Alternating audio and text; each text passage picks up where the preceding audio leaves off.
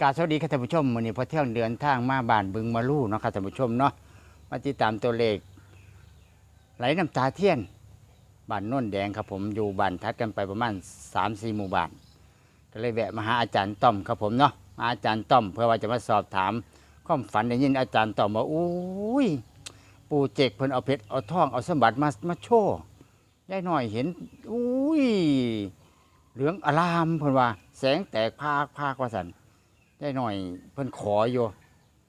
เพิ่นว่าจังได๋กะคงจะได้3 ตัวตรงๆได้ยายหน่อยว่างวดนี้แต่ว่าพอเที่ยงเว้าจังได๋ก็บ่คืออาจารย์ต้อมเว้าเนาะครับท่านผู้ชมเนาะเดี๋ยวให้อาจารย์ต้อมเป็นคนสอนเพราะว่ายายหน่อยเพิ่นออกไปสวนเรียบร้อยแล้วพอเที่ยงมาบ่ทันเดี๋ยวเฮาไปฟังจากปากอาจารย์ต้อมว่าเลข3 ตัวที่ผู้เจกจะให้งวดนี้ให้พี่ให้น้องเป็นแนวทางเป็นเลขตัวใดชุดใดต้องไปฟังจากปากอาจารย์ต้อมพร้อมๆกันเลยครับผมเนาะผู้นั่งอยู่เทิงบนบ้านเหมือนครับผม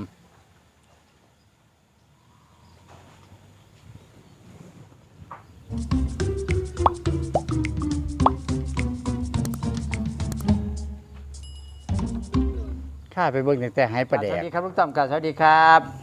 สวัสดีค่ะ ไผก่อนเป็นคนเห็นเอาเว้าสู่ฟังแน่ลุงต้อมหรือแม่นป้าน้อยเป็น ผม คน บ่ เห็ ได้ น ไปปะหน่อย เราไปผู้เดียวเนาะผมเคยลงไป คนกับบ่เที่ยวพอคนเลยมันเงียบประวานะ ไปกลางคืนน่ะบ่ ว่าแล้วกลางเว้นเลย ของเว้นเลย กลางเว้นแสกๆเลยช่วงบ่ายเลย แสงนั่นมา นั่นมาอีกแล้วครับท่านผู้ชมของแท้ต้องขนคิงลูก มันขนคิงลูกนี่บ่แม่นปูเจกมา อันแสงอันเป็นควันทองเลยนะท่วมเฮือนเลย บ่เป็นแสงสีทองขึ้นเลย ท่วมสารเพิ่น ทั้งหลังคาเลยทั้งหลังเลยทั้งแสงเงินแสงทองเลยแบบว่าพุ่งออกแสงเลยออดหอดเทียงเนี่ยเราบ่เคยเห็นนะว่าอู้อันเงินทองนี่ยังเต็มตัวยังหลายแห่งเพิ่นว่าบ่ทันให้ไผได้นี่ โอ้สมบัติเพิ่นยังเหลือหลายอยู่เนาะ โอ้ยังกองอิลิเพิ่นว่าปกติเราก็บ่เว้าเนาะเราก็บ่เคยเห็นจักเทื่อเพิ่นว่าตอนผมบอกให้ฟังเราก็บ่ค่อยเชื่อนะพอเราเห็นเองเราก็เว้าเนาะวันนี้ว่าผมเห็นหลายรอบแล้ว โอ้แต่กี้ลุงต้อมเคยเว้าสู่ป้าน้อยฟังอยู่แต่ว่าเราบ่เชื่อ แล้วก็บ่มั่นใจนะ บัดนี้เห็นกับตาตัวเอง เจ้าของ เว้าสู่ลุงต้อมฟังเลยแม่นบ่บัดนี้ ผมก็เฉยๆนะว่าเห็นหลายเทื่อแล้วผมว่า แต่ว่าแค่เปิดคุมทรัพย์บ่ทันใดซื่อๆนี่ล่ะมันเริ่มเปิดได้เพราะว่าบ้านนอกตะอุดมาเพียงเขามาเปิดคุมทรัพย์เอามะพร้าวมาเทื่อละ2 หน่วย 4 หน่วยเมื่อวานก็มา2 รอบเมื่อก่อนก็2 รอบเขาสิมาตลอดคันออกไปอีกก็มาอีกใดผมว่าท่านออกไปซื่อๆเขาสิม่วนเขานะ ป้าน้อยไปหน้าบ่เดี๋ยวนี้ไปสวนแม่นบ่ ไปหน้าแล้วก็ เสีย ไป ดาย คน เด้ เดียวอยากให้เพิ่นเว้าสู่ฟังเนาะ เออ ก็แม่นเพิ่นพอได้ไปเนาะ แล้วก็เพิ่งไปวังหันนี่เอง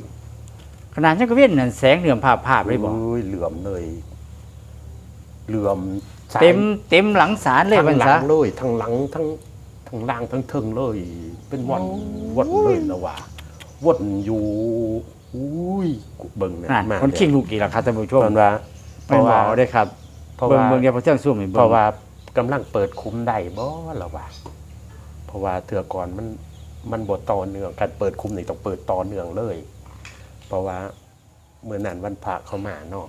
ก็มาเปิดอยู่นี่เนาะปกติเขามาเปิดซุมื้อล่ะซุมนี้ก็เอิ้นยายติมมาน้ำบ้านโน่นมาน้ำบ้านเลี้ยงมาน้ำให้2 คู่นั้นเปิดก่อนบัดนี้ผมจังนั่งก็บางเทื่อผมนั่งก่อนเขาก็เป็นคนเปิดจังซี่นะเปิดหน้าหลังเลยหลังเฮือนนะ เอาวันนี้เว้าสู่ฟังในปู่เจกมาหาเราบ่งวดนี้ เพิ่นผ่านในหลวงรัชกาลที่10มาเอาธงมาให้ ท่งอีหยังท่งศาสนานี่ ศาสตร์เฮา ท่งศาสตร์นี่ ธงศาสตร์ โอ้ ผมกลับมาคือธงศาสตร์มันมีจักสีเนาะผมว่า 3 สี เพิ่นเอาธงศาสตร์แล้วมัดนำให้ไปอยู่ปากทางป้อมตำรวจเด้อนาเฮือนยายพูดมาปุ่น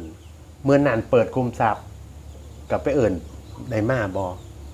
อย่าอ้อยมานั่นเจ้ามาบ่อู้บ่ได้มาเปิดเมื่อนั้นอย่าอ้อยมาอย่าพูดว่ามาอย่าพูดถึงรถส้นไหนนี่ ได้ยินข่าวอยู่ เออ เอาว่า ผมไปเหยีย ปู่ บ เจกก่อน สิสับสน ก็ว่าให้แห่มาเด้อไปบ่แห่บ่ได้ดอกว่าให้แห่มาแต่ป้อมตำรวจมาวัดเก่ามาวัด โอ้เพิ่นมานํกันกับพระเจ้าอยู่หัว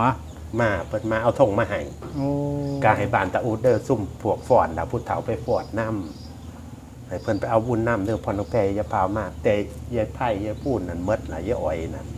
ซุ่มนั้นมันตายโตแล้วเขาเป็นคนเก่าแก่ ไปเบิดทุกคน ไปเมื่อสกลจะไปเอิญซุ่มนี่น้ำบานตะอุดเขาก็คนเก่าคือกันน่ะอย่าทิมกันเลยเอิญว่าคันพอเตื้องมากก็ให้มันรวมมาเพิ่นขับรถมากก็ได้แกมาวัดเก่ามา แต่ว่าต้องสู้ทุกๆเลยใส่ไม้ไผ่เรามัดไห้ผู้ใจได้มัดไห้ผมยังงงโอ้ยธงมีจักสีเนาะพอเตื้องมีจักสีก็ว่ามี3สีมันไล่สีเนาะโอ้มันมีจักสีเนาะธงหวานนะ สีแดง เออ ขาว เงินเนาะแต่ว่ามันเอาป่ามาจงมือมาเทใส่หัวนอนเลย เอาป่ามาเทใส่หัวนอน เทใส่หัวนอนเลย เทใส่หัวเลย ปูเจกนั่น ปูเจก ป่าอีหยัง ป้าขาวป้ากระเดิดนี่ล่ะป้าเฮ็ดป้าเด็กน่ะมีสูป้า เทใส่ที่นอนเลยอู้คือเฮ็ดบาปบ่บาปดอก มันต้องเฮ็ดจังซี่ล่ะเพราะก็เลือกติจนหมอนขาดหมดนั่นดึงหญ้าดึงหยังออกนะซ่าวออกเนาะเลือกจังซี่ล่ะเพิ่นว่าอุ้ยเฮ็ดบาปกันพี่น้องว่าบ่บาปดอกเพิ่นว่า สิแปลว่าอีหยังล่ะเอาป่า ปลากับแปดแต่บ้านทุกกับว่าหัวกะหาพอเทศใส่หัว โอ้ เขาเล่ง8 หาเลยล่ะนี่เขาซื้อหลายงวดแล้วซื้อหลายมือแล้วซื้อซุมือเพิ่น 85 เออ หัวกะ 8558 หาปลากับแปดเพิ่นนะ ตายกับสูง เออ ฟ้ามันก็ตาย ปลามันก็ตายตายจนสิเน่าพอเฮ็ดปลาเด็กพอแห้ง แต่ทาศูนย์บอก 058 บ่หาศูนย์มันมาบางหันอีก 058 เนาะ 085แม่นติ เนาะ นี่จังได๋หรือ8558คือ แต่ว่าปลา ต้ นั้ อง นมาซุมือเอามาให้ซุมือว่า ผมเลือกปลาบ่เกี่ยวดอกบ่เกี่ยวกันนะ ปูเจกนั่นเอาป่ามาให้ซุมื้อ เอามาให้ซุมือเอามาเทใส่หมองนอน อืม เทใส่ทั้งนี้ที่นอนได้แต่ป้าสิบ่เปื่อนได้บ่มีโคนได้เลือกเอาเลยเพิ่นว่าเพราะก็เลือกซุมือเอ้าผู้มาให้ก็มาให้เพิ่นก็ให้ไว้ยังจะให้หลายแท้เอาเพิ่นว่าจังหวะมันได้ก็ต้องเอาท่งก็ต้องเฮมาบุญก็เฮ็ดป้าก็เอาเพิ่นว่าบ่ได้ไปตรงเองดอกบ่บาปกรรมดอกเพิ่นว่า อืม มีทางเลือกเอาอย่างเดียวเพิ่นว่า แสดง เก็บเอา แสดงว่าอยู่ศาลอยู่ติดห่วยน่ะบ่อยู่ซื่อๆที่สันปูเจกตรงแต่ป่ามาให้ ต้อง ตา อยาก ตอบ ต้องป่าอยู่นอก แต่ปกติเราก็บ่เคยมาเงื่อนผม นอก ใน พี่น้อง นอกนี่ปกติเราบ่เคยมาได้ผมก็บ่ไปชมสิมนะเพราะทางพุ่นให้มาเนาะผมก็เฮ็ดกับพวกนั้นเรามาเห็นเนาะอู้ก็เฮ็ดสะอาดจังซี่บ่เนาะมีการหล่อนมีการทามีการแปะล้างเทื่อละโต้เพิ่นว่า เอาสรุปสักคนแน่โอ้ยจะฝ่าไปหลาย เนาะ สรุปก่อนเอาเป็นตัวใดเอาที่ปูเจกเอามาให้งวดนี้ แต่ที่ผมว่าซื้อไปแล้ว100เนาะหาที่กว่าจะแบบ603กับ85นี่ล่ะเพราะว่าเทื่อละ 603มันจะใส่603 6กับป้าเนาะเฮ็ดปลา6กับที่เป็นภาษาเจ้าของเนาะ ค่ะ ป้ากับ6ปลา6หรือปลาแดกนั่นละก็เอา6 อืม 0 นั่นเด้ กับป้าเนา ปลาตาย ป้าตายป้า สาม ตาย3มันจะใส่บัดนี้ 3กับทงนั่นดิ โอ้ เออ สีทงตาด ทุ่ง3 สี เขาก็ตีเทือละโตตีเขากัน 603ครับท่านผู้ชม อาจารย์ตอมว่าก็8558 เป็นบ่ยอนนี่นางมีสีบอกพอดีเพิ่นต่อมา3สีเจ้าของว่าล็อกไปแล้วมันซื้อไปแล้วล่ะบ่มันอันบ่ได้บ่ซื้อตั้งแต่ล็อตแรกมาแล้วก็ตีรวมๆไว้แต่ตัว2ตัวในบ้านตัวก็เล่ง85เลย พอเที่ยงยังคิดบอกเลยค่ะท่านผู้ชมว่า603มันจะใส่ เพราะว่าเขาเน้นให้แห่ทงนี่ อืม เพิ่นเน้นให้แห่ทงแต่ป้าก็ให้อยู่แต่เพิ่นสิเฮ็ดให้ซับซ้อนแต่เฮาบ่ซับซ้อนนะทง3 สี ปลาแดกก็คือ6วันนี้ปลาตายก็ เพราะ คือ ว่า 0 รัชกาลที่10เฮาตัด1ออกเขาเอา0มาใส่กลางแม่นบ่รัชกาลฝ่าชาติมันรัชกาลที่10แล้วเอาเพิ่นมาใส่กลางซะ เป็น6 30 603 603 ปลา 603 หกในปลาแดกล่ะแต่เอาขมิ้นใส่ตัวหนึงข้างหน้าโอเคเอาพอเที่ยงเข้าใจแล้วบัดนี้603กับ8558เด้อค่ะท่านผู้ชม พอป้า 8558 นี่ตอนเนื่องเลยซุมือนะก็ โอ้เอามาให้ซุมือเลย ทำให้ซุมือแต่เข้ากันเน้นว่าอย่าลืมท่องเด้อ แสดงว่าปูเจกตึกส เพราะว่าเพิ่น ปู ว่า มือครับท่านผู้ชม เพิ่น เอามาเทใส่หัวซุมือ เทใส่หัวเก็บซุมือ ว่าเทใส่หมองอื่น บ่เทใส่หัวเลย เราสิว่า ก็เก็บหมองนอนเลย ก็ แต่ว่าอย่าลืมเด้ออันเก็บใส่ท่งก็ได้เพิ่นว่าเอาต้องสาดเก็บใส่ท่งละห่อเลยเพิ่นว่าการรัชกาลที่10มานำเพิ่นพารัชกาลที่10ได้มามอบท่ง เอาละครับชัดเจนครับท่านผู้ชม ว่าจะเป็น603หรือว่า จังถาม 85 มีนางว่าอันท่งมีจักสีนางว่า3สีกับพอดีเฮาต่อยใส่ท้ายรัช พอ กา เที่ย ล งกระถามให้แบบชัดเจนนะครับ เออ 603ก็มาจากท่ง3สี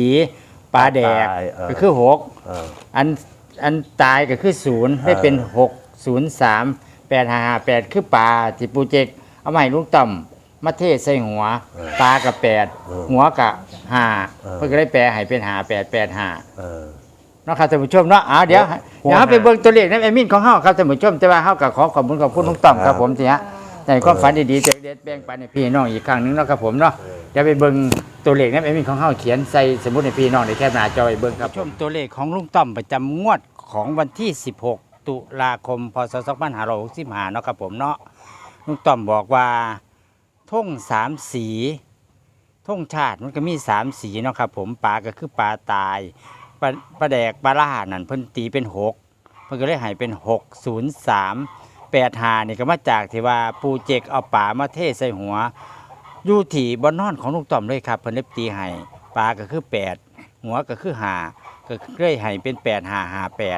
เอาลองพิจารณาเบิ่งเนาะครับท่านผู้ชมเนาะเพื่อว่าท่านใดชื่นชอบไปตรงจิตตรงใจกับท่านผู้ชมแฟนช่องก็อย่าลืมครับผมหยิบซุ้มปากกามาจดมาเขียนไว้ครับผมหรือว่าท่านใดบ่มีซุ้มปากกาก็แคปหน้าจอไว้เบิ่งเนาะครับผมเนาะแคปหน้าจอไว้เบิ่งเพราะว่ามันก็อีเหลืออีกอยู่หลายมื้อก่อนหวยจะออกเนาะครับผมเนาะคลิปนี้พอเที่ยงก็ขอขอบคุณทุกท่านที่เข้ามาชมมาติดตามในช่องสตาร์ดาชาแนลหรือว่าไอสตาร์ชาแนลท่านใดที่เข้ามาชมคลิปนี้ขอให้มีแต่ความโชคดีเด้อครับโชคดีเรื่องสุขภาพร่างกายแข็งแรงโชคดีเรื่องทรัพย์สินเงินทองโชคดีทุกสิ่งทุกอย่างโชคดีตลอดปีตลอดไปคลิปนี้พอเที่ยงขอตัวลาไปก่อนพอกันใหม่คลิปหน้าสวัสดีครับ